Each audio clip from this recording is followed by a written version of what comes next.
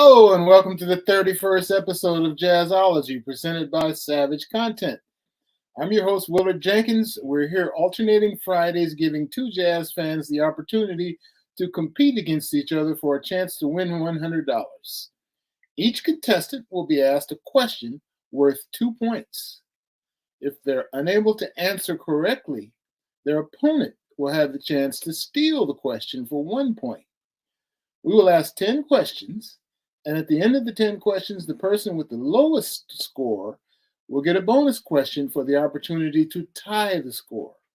If they're successful, the game will go to sudden death. Each contestant will take turns trying to answer the sudden death multiple choice question until we have an answer, until we have a winner. The person in the lead at the end of regulation will go first. And now let's meet this week's contestants. Our reigning Jazzology champion is Nathan Holaway, who is based in Lakewood, Ohio, my old stomping grounds in Northeast Ohio.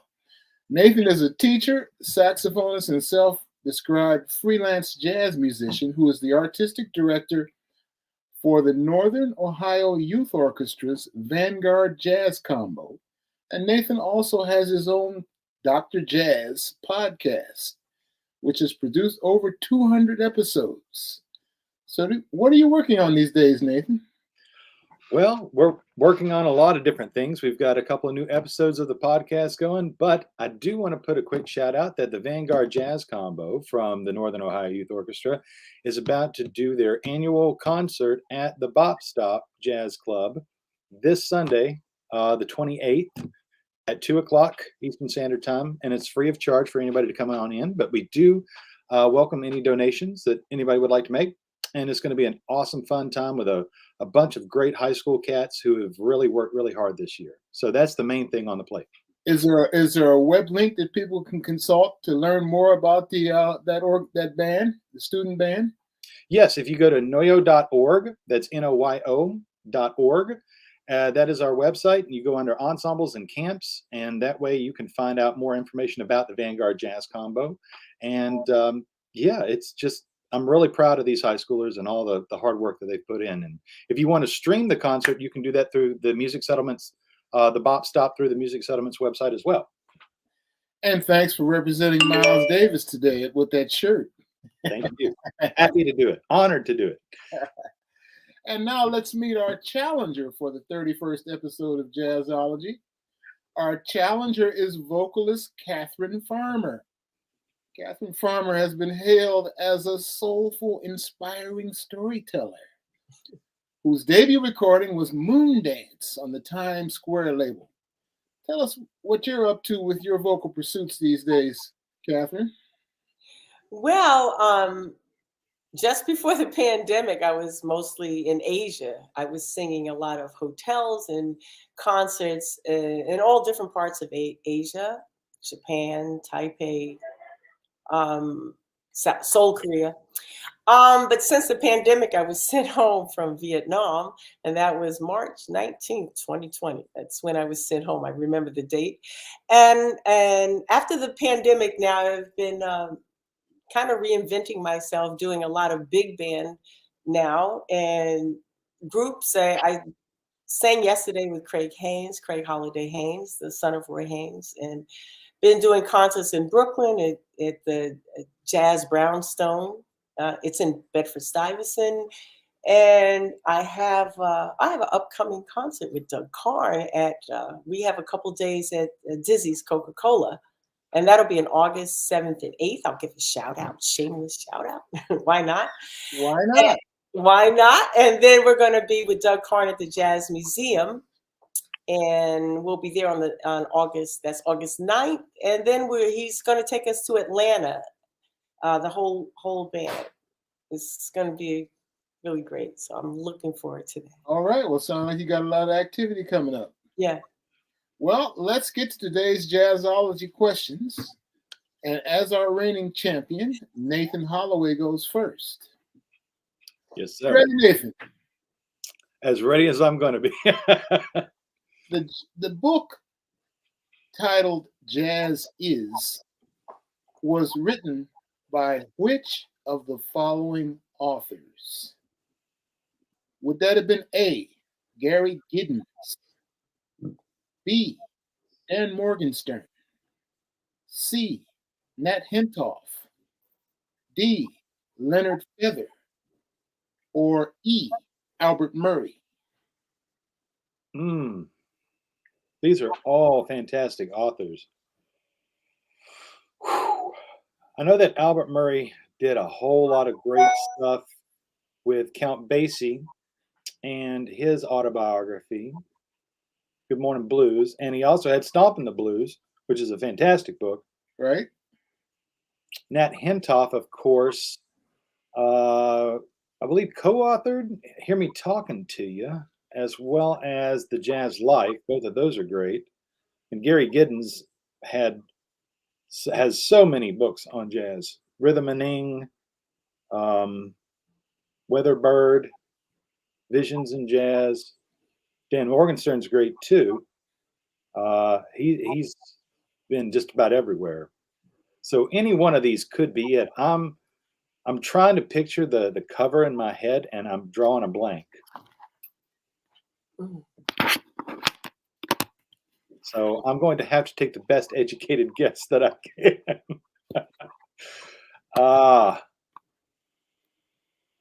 Jazz Is. Yes, the author of Jazz Is. All right. I'm going to have to go with Dan Morgenstern. B. That is incorrect, and Kathryn has an opportunity to steal the point. I'll repeat the question for you, Kathryn. The book titled Jazz Is was written by which of the following authors? Was it A, Gary Giddens, B, Dan Morgenstern, C, Nat Hentoff, D, Leonard Feather, or E, Albert Murray? Oh boy, okay, that's a tough one. I can see also the book, I'm not quite sure, but I am going, okay, give me a second. I'm going to try for C, Nat Hentoff. That is correct. That is correct. Nat Hentoff wrote the book Jazz Is. So, Kathryn, it's your turn again. What year was the debut self-titled recording of the landmark electric jazz band Weather Report? Did they make their debut recording in 1969, A, or B, 1968, or C, 1970, or D, 1971, or E, 1973? Okay, so this is also a tough one. I am going to. They're all tough, Kathryn. I'm going to eliminate the 60s. I gotta eliminate. I think I gotta eliminate the 60s. Let me see. The Weather Report. Oh my gosh. Let me. Oh wait. Oh. Wait a minute. Can you give me 1 second? Because I'm a little younger. Just give me one moment. Okay, I'm gonna say. I hope I'm not wrong. I'm gonna say A because it's 69 right next to 70. And I was gonna choose C, but I'm gonna go with A because it's gotta be A or C. I'm gonna say A.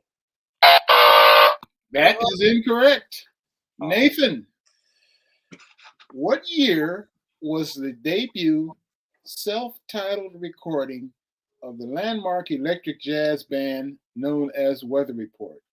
And A, 1969, has been eliminated.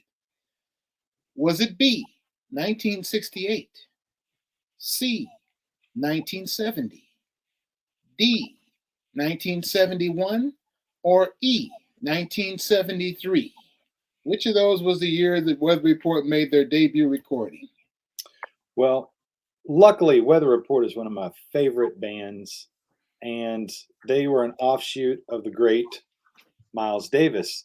So I know that Bitches Brew came out with just about everybody, inclusive of Joe Zawinul, Wayne Shorter, on it. And that was in 1969, 1970.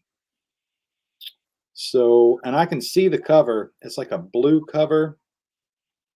Yep, that's right. Yeah, and this is the one that had, I believe, Miroslav Vitus on the bass as well. Yeah, he was Before an original member. Yeah, before Jocko. Right. And Ayrton. And Ayrton. Yeah. Ayrton was everywhere at that point. Right. So, yeah, I'm going to say D, 1971. Oh, wow. That is correct. Weather Report's debut recording was indeed 1971 on Columbia Records. So, Nathan, you're up next. And we're still in the Weather Report zone here. Ooh. After he moved to the U.S.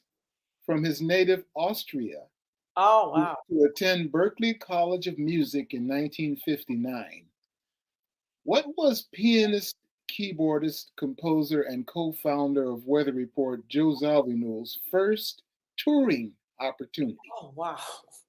Was it with A, Dinah Washington, B, Cannonball Adderley, C, Wayne Shorter, D, Maynard Ferguson, or E, Miles Davis? Whoo! Yeah. Joe was amazing. And he did not get the touring opportunity with Wayne yet. I knew that. And he did not go straight from Berklee to Cannonball. I know that. Although, once he was there, it was pure magic from Mercy, Mercy, Mercy on. So, and definitely not straight on with Miles. So I am trying to remember in my memories of memories if it was Maynard or Dinah.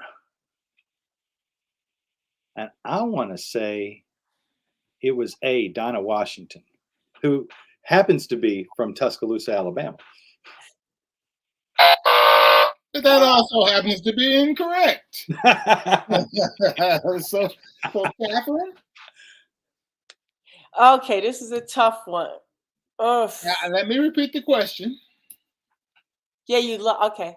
After he moved to the U.S. from his native Austria to attend Berklee College of Music in 1959, what was pianist, keyboardist, composer, and co-founder of Weather Report Joe Zawinul's first touring opportunity? Was it A, Dinah Washington, B, Cannonball Adderley, C, Wayne Shorter, D, Maynard Ferguson, or E, Miles Davis? Well, Dinah was omitted. Yes, and Dinah has been omitted. Okay, so I think I don't think it's Maynard Ferguson.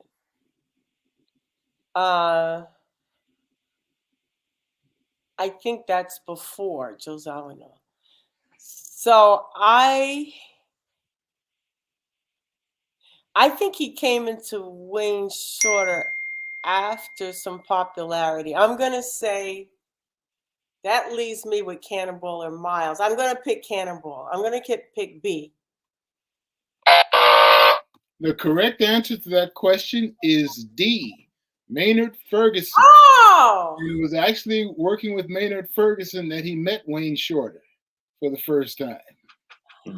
Oh, wow. I thought that came after Dinah. So what's our current score, Mr. Producer? All right, 1-1. Kathryn, you're up next. The co-leader of Weather Report, Yes, we are still in the Weather Report. I see that. The co-leader of Weather Report, saxophonist composer Wayne Shorter, made his debut recording as a leader titled Introducing. And then he made 2 additional records for which of the following labels? Oh, boy. Record labels. Would that have been A, Blue Note, B, Riverside, C, Verve, D, VJ, or E, Columbia? Ooh, boy, oh boy. This is ooh, this is a tough one. You're playing Jazzology. Come on. Oh, it's I know. It's a tough one. Give me some vocal questions. Give me some singers. I'm gonna say, oh boy. Whew. Well, all those what's the name of that record he came out with? Introducing. Well, okay, so just because I'm not familiar with his first record. And maybe I'm looking at famous labels. So I'm going to take out all the famous labels and I'm going to give the less famous label called VJ.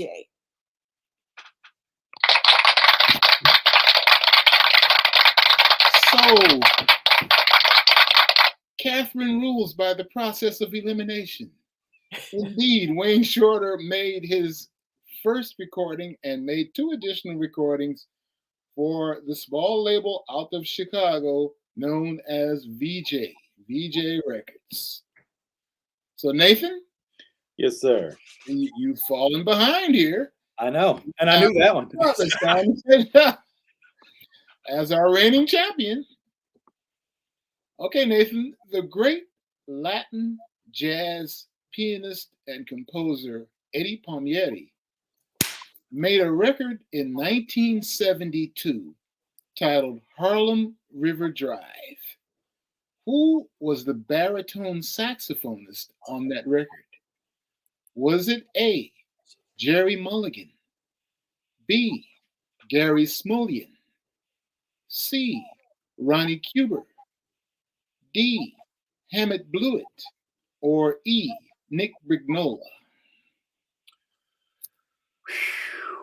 Man, I was excited when I heard Eddie Palmieri's name too. So, I love him. Vámonos al monte.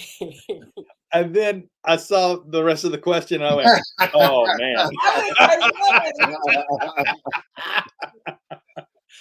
Oh man. All right. Oye, lo que te conviene. That's another song I love. There you go. Well, besides Eddie Palmieri being just flat out awesome, I love his work everywhere. La Perfecta 2. Yes. Chocolate Sunday. Live at Sing Sing. There you go. So all the Fania stuff is fantastic. Harlem River Drive. I'm trying to remember. I've heard this album, but I'm trying to remember who the Barry saxophone player was. So I know it was very present. I remember that. So that being said, I'm trying to decide between 2 of them in my head. I'm kind of filing different things away. And I'm going to have to go with C, Ronnie Cuber. You got it. I knew it. That's right. That one I knew. You got it. Ronnie Cuber, someone we lost in the last few months. Yeah. Yes. Ronnie Cuber was the baritone saxophonist in the Harlem River Drive recording. Jazzology is brought to you by Savage Content. Savage Content is dedicated to crafting music, art, and creative content that resonates with the essence of the soul, uplifts the spirit, and fuels empowerment. This week's spotlight at Savage Content is on the brothers Peter and Will Anderson, 2 multi-talented jazz players, especially gifted on the sax, clarinet, and flute.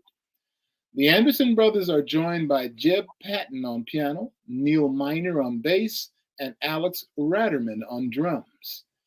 The group performs a very sharp and inspiring version of Gershwin's Rhapsody in Blue, recorded live at the Cutting Room in New York City. Oh.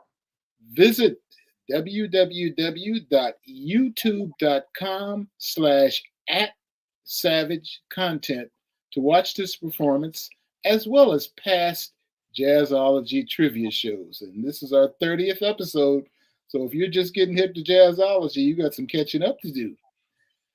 I'd also like to take this opportunity to announce that the book I recently edited and released on Duke University Press, called Ain't But a Few of Us, Black Music Writers Tell Their Story, has officially won the award for Book of the Year about Jazz, an award offered by the Jazz Journalist Award Association. Oh, yeah. Actually, that's the Jazz Journalist Association Awards. All right. I'm honored for the recognition.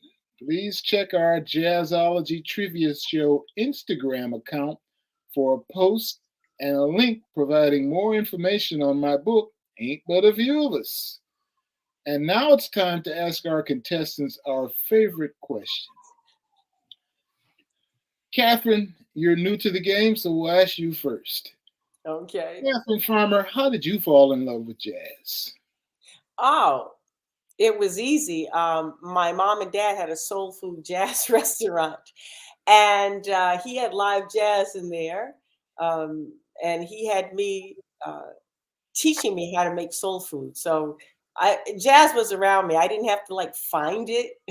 I'm a bar baby for real. He had a jukebox with one side of the jukebox had jazz in it because most of the customers preferred more blues and R&B.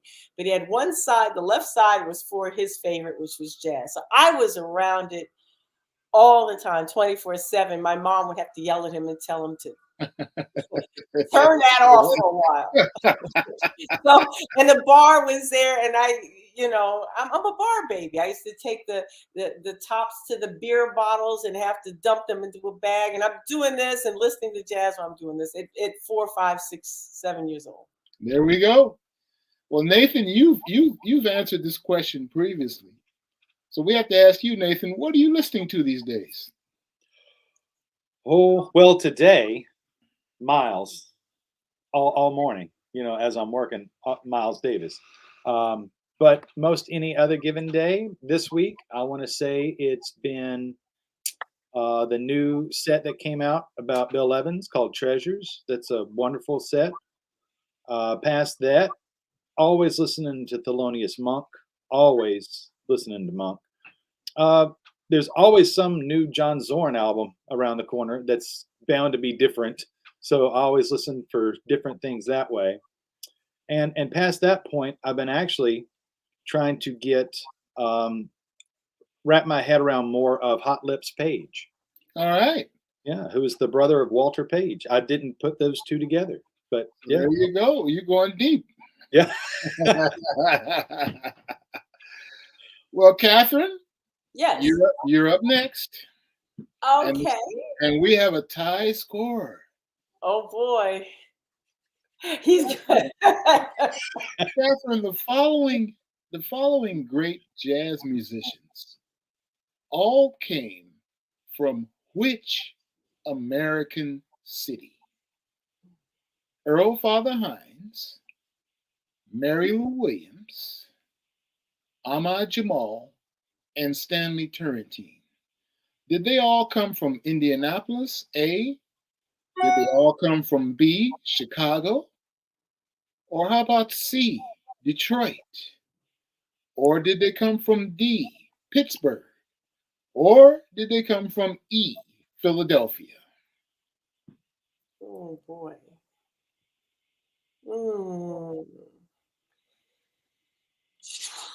Oh gosh. I knew Mary Lou Williams personally very well. Why don't I remember where she's from? Wait a minute. Can I see the names of the other? It was Yeah, Oh, Earl Father Hines, uh-huh. Marion Williams, Ahmad Jamal, and Stanley Turrentine all came from the same city. Which of those cities?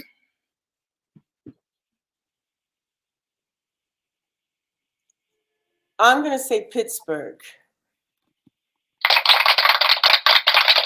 That is correct. And Kathryn Farmer, you got a softball in that case. And you know why you got a softball? Because Ahmad Jamal just recently passed, and there was all kind of obituaries, etc., for Ahmad Jamal that talked about Pittsburgh. So there you go. But you did get that correct. Thank you so much. You know how I knew her very well. All right. Well, you asked about singers. Here's a question about singers, but this is for Nathan. Oh, yeah. This is related to a singer, okay? Okay. Nathan. Yes, sir. Nina Simone's longtime guitarist was which of the following gentlemen? Was it A, Kenny Burrell, B, Al Shackman, C, Joe Pass, D, Barney Kessel, or E, Jim Hall? Which of those guitarists was a longtime accompanist with Nina Simone? Ooh. I do love Nina. And I love many of these guitarists as well. The duo record between Jim Hall and Ron Carter is outstanding.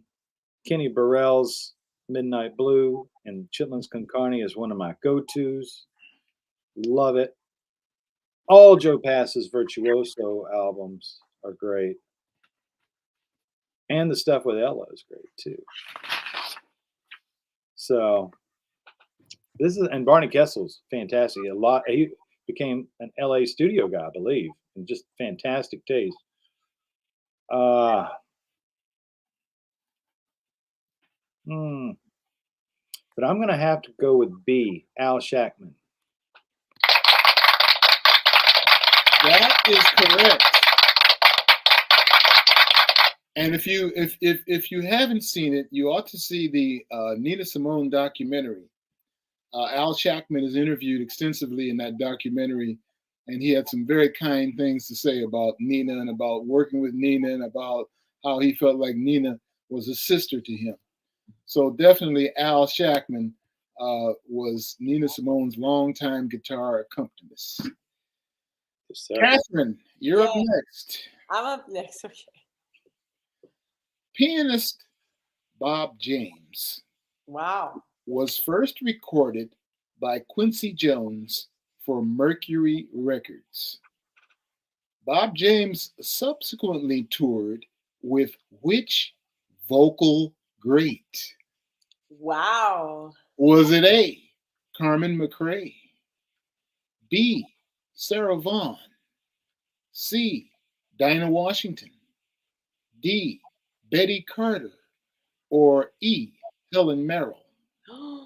Oh, Which of those singers did Bob James first tour with? Very first tour. Oh my gosh. And I know him too. I got to meet him in Tokyo. Oh.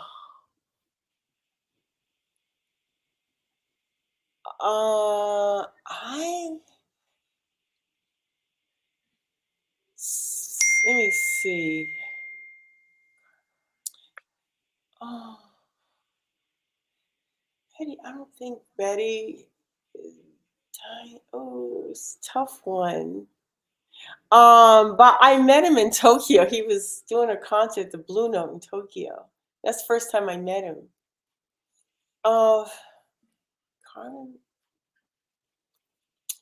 I'm just gonna do a little.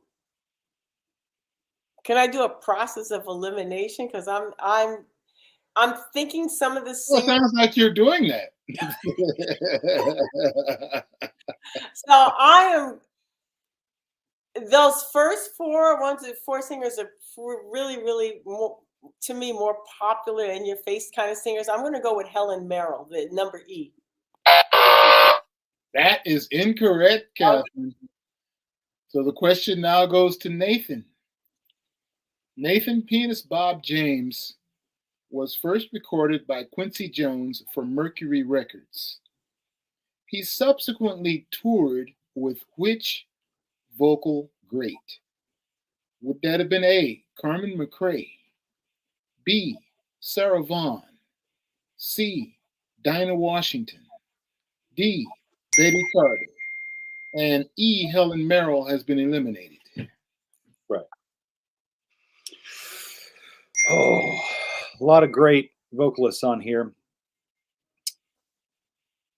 Carmen, I believe one of her big piano accompanimists was Jimmy Rolls, who wrote the Ballad of Thelonious Monk, that's one of my favorite tracks.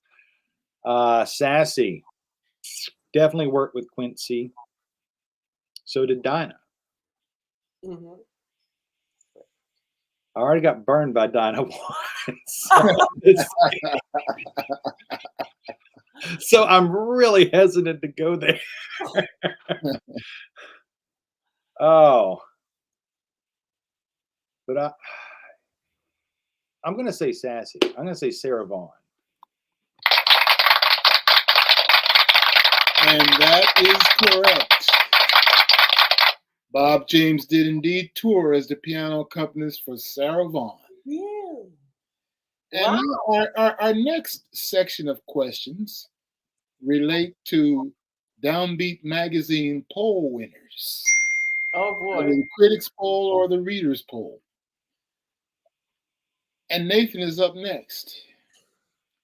Nathan, as of December 2022, the newest member of the Downbeat Magazine Hall of Fame is it A, Pharoah Sanders, B, Kenny Barron, C, John McLaughlin, D, Charles Lloyd, or E, Ellis Marsalis? Well, let me first start by saying that all 5 of these names should be in there. So, so if it took them until December 22 to get in there, that's a travesty. Man,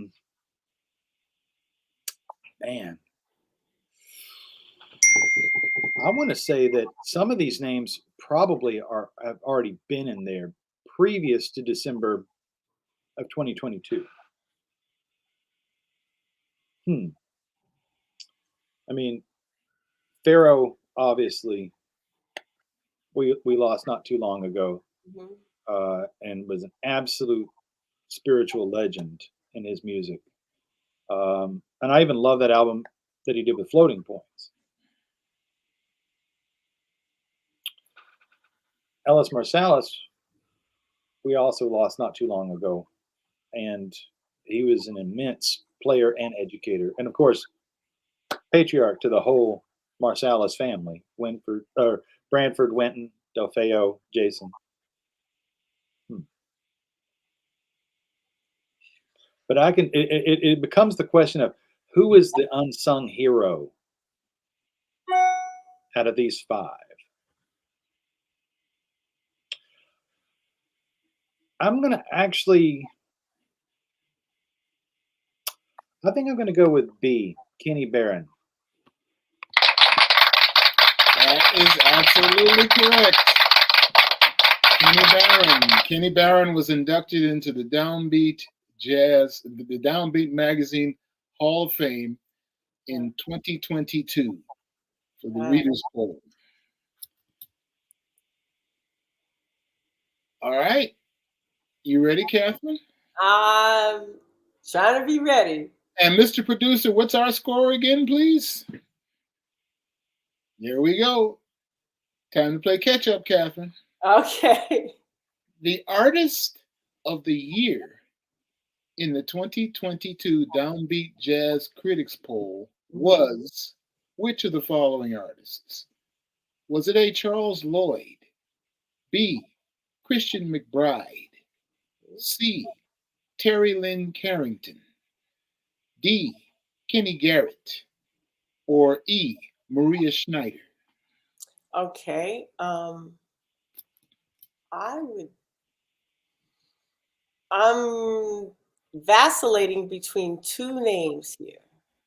I'm vacillating between Christian McBride and Terry Lynn Carrington because they had both did a lot of recent great work, recordings and things like that. So I'm kind of vacillating between these two.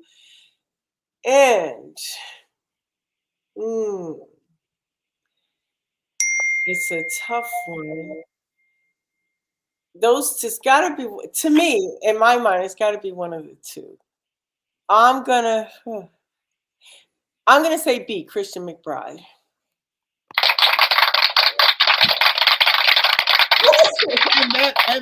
And that was an excellent educated guess. It was indeed. Christian McBride was Downbeat's Artist of the Year in the 2022 Downbeat Magazine Readers Poll. Critics Poll, pardon me. All right, so the score is 8-7. And Kathryn, now it's your time. My time? Yes, because you have an opportunity. If you answer this question correctly, you tie the score and we go to sudden death. Oh, okay. Are you ready? He's really good. And this is You're really good. This is another Downbeat question, the Downbeat Readers Poll question. Okay.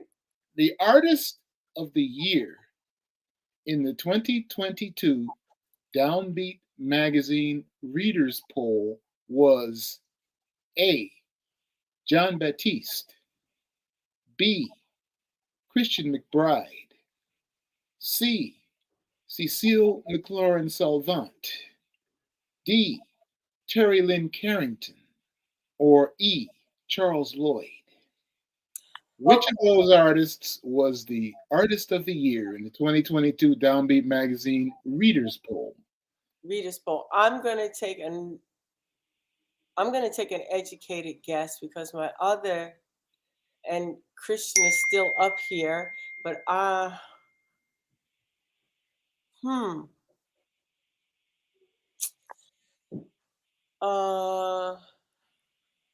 and Cecile McLaurin is a great vocalist. And she has a lot of those, her pictures are up in Dizzy's. She's very popular. And I don't think it's Charles Lloyd. So I think I'm looking at the top four. John Baptiste, Christian McLaurin, Cecile. Cecile McLaurin's pretty popular. Terry Lynn. Ooh. Okay, I'm gonna say A, John Baptiste. I'm not sure, but I think maybe it's him. Wow! And you have tied the score. Like what? You have tied the score. We are going to sudden death. Oh no! And Nathan is up first in sudden death. Yes, sir. Nathan, the 2022 Downbeat Magazine Readers Poll named which of the following, now this is the Readers Poll, named which of the following artists to the Downbeat Hall of Fame? Was that A, Alice Coltrane, B, Jerry Allen, C, Shirley Horn, D, Dee Dee Bridgewater, or E, Pharoah Sanders? And this is the 2022 Yes. Poll? Yep. Last year's. Right.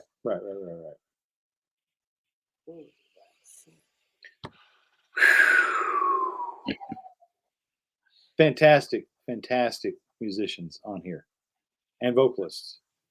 Shirley Horn, Queen of Take Your Time. Yeah. So I'm going to take a tip from Shirley as I try to sift through this. And go slow, boy. Yeah. Dee Dee Bridgewater, I just absolutely adore. That live at Yoshi's album is just fantastic.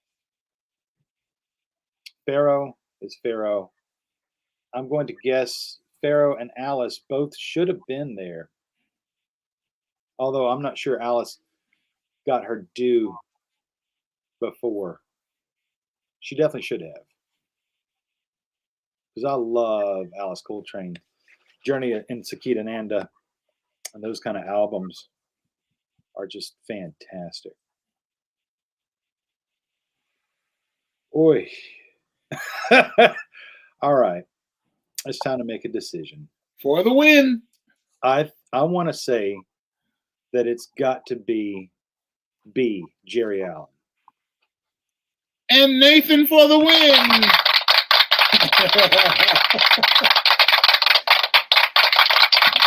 It was indeed Jerry Allen who was inducted into the Downbeat Hall of Fame by way of the 2022 Downbeat Magazine Readers Poll.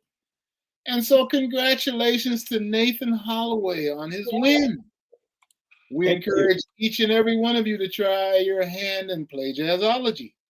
And if anyone watching would like to become a contestant on Jazzology, click the link below and simply fill out the form. You must be 18 years old or older. And be sure to follow us on social media at Jazzology Trivia Show to get all the latest news and updates. Thanks so much to Nathan Holaway and to Kathryn Farmer for taking Nathan Holaway to the brink. And to everyone who joined us for our 31st episode of Jazzology today. Remember, you can check out Jazzology every other Friday at 2:30 p.m. Eastern Standard Time. And if you missed the show live, you can find the archive on the Savage Content YouTube channel. And Kathryn Farmer, thank you so much. We will have to have you back. Thank you. Nathan is our continuing champion. And thanks so much for tuning in to Jazzology. Thank you. Thank you.